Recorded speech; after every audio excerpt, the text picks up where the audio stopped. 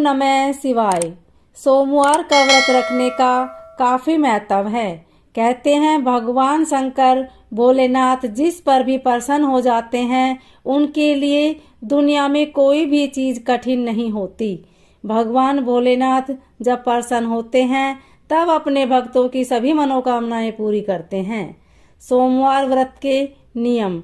इस व्रत को करने के लिए सावन, चैत्र, मार्गशीर्ष और वैशाख महीने के शुक्ल पक्ष के प्रथम सोमवार से प्रारंभ किया जा सकता है।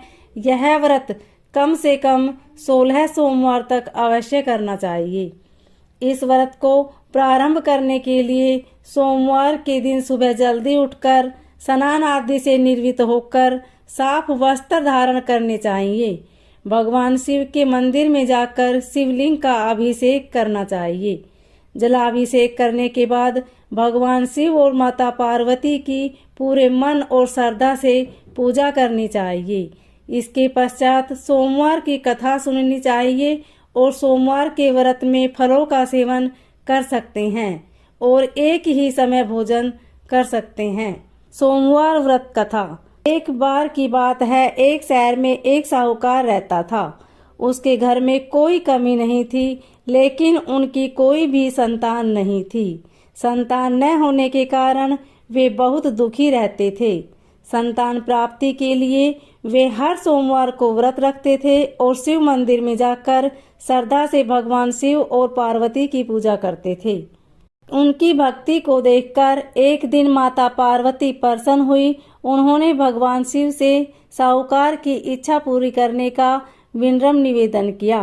पार्वती की इच्छा सुनकर भगवान शिव ने कहा कि हे पार्वती, इस दुनिया में हर प्राणी को उनके कर्मों का फल मिलता है और उसकी नियति में जो कुछ भी हो उसे वह धारण करना ही पड़ता है। लेकिन पार्वती जी ने साहूकार की भक्ति का सम्मान करने के लिए उन्हें उसकी इच्छा पूरी करने के लिए कहा। माता पार्वती के अनुरोध पर शिव ने साहूकार को पुत्र प्राप्ति करने का वरदान दिया। थोड़े समय के बाद साहूकार के यहाँ एक बेटे का जन्म हुआ, लेकिन साथ ही यह भी कहा कि उनकी संतान की आयु केवल 12 वर्ष की होगी। साहूकार माता पार्वती और भगवान शिव की बातचीत सुन रहा था। इससे न तो वह खुश हुआ और न ही दुखी हुआ। वह पहले की तरह ही भगवान शिव की पूजा करता रहा। जब बालक 11 वर्ष का हुआ तो उसे पढ़ने के लिए काशी भेज दिया। काशी जाते समय साहूकार ने अपने पुत्र को कहा कि तुम रास्ते में यज्ञ करते जाना और जहाँ भी यज्ञ करो वहाँ ब्राह्मणों को भोजन कराकर दान दक्षिणा भी देना। इसी प्रकार वह रास्ते में यज्ञ कराते हुए और ब्राह्मण को दान दक्षिणा देते हुए काशी की ओर चला गया। रास्ते में एक नगर के राजा की पुत्री का विवाह था। रात्रि का समय था। राजा की पुत्री का विवाह जिस राजकुमार के साथ होने वाला था वह एक आंख से अंधा था। राजकुमार के पिता ने अपने पुत्र की इस कमी को छिपाने के लिए एक बात सोची और साहूकार के पुत्र को देखकर उसके मन में एक विचार आया। उसने सोचा कि क्यों न इस लड़के को धोखे में रखकर राजकुमारी से शादी कर ली जाए। शादी के बाद इसे पैसे के साथ भेज दूंगा और राजकुमारी को अपने शहर ले जाऊंगा। लेकिन साहूकार का बेटा ईमानदार था, उसे यह बात उचित नहीं लगी।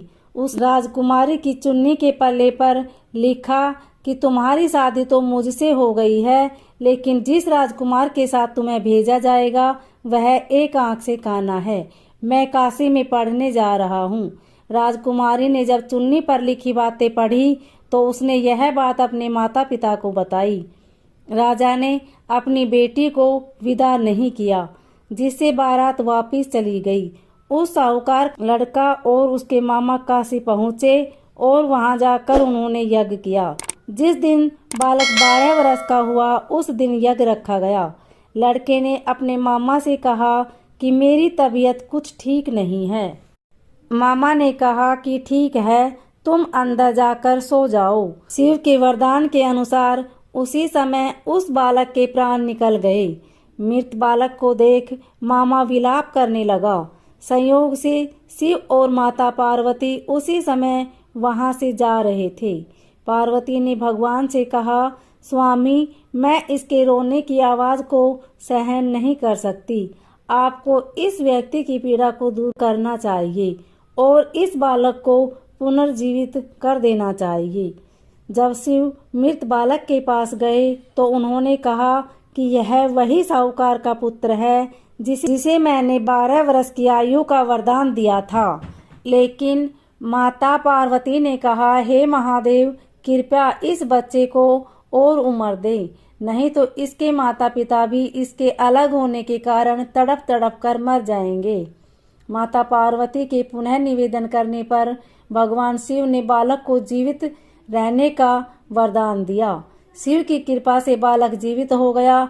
लड़का अपनी पढ़ाई पूरी करने के बाद अपने मामा के साथ अपने शहर चला गया। दोनों उसी शहर पहुंचे जहां उनकी शादी हुई थी। उस नगर में यज्ञ का भी आयोजन किया गया। लड़के को राजा ने पहचान लिया और महल में जाकर उसकी देखभाल की और अपनी बेटी को विदा किया। यहाँ साहूकार और उसकी पत्नी अपने पुत्र का इंतजार कर रहे थे। उसने प्रण लिया था कि अगर उसे अपने पुत्र की मौत का समाचार मिला तो वह भी अपने प्राण त्याग देगा। लेकिन अपने पुत्र के जीवित होने की खबर पाकर वह बहुत खुश हुआ। उसी रात भगवान शिव शंकर ने साहूकार के सपने में आकर कहा, हे श्रेष्ठी, सोमवार की व्रत कथा सुनकर प्रसन्न होकर मैंने तुम्हारे पुत्र को दीर्घायु दी है।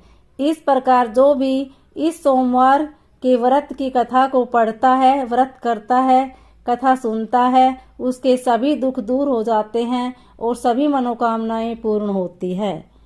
ओम नमः शिवाय। अगर आपको हमारी यह वीडियो अच्छी लगे तो कमेंट में ओम नमः शिवाय अवश्य लिखिए। धन्यवाद।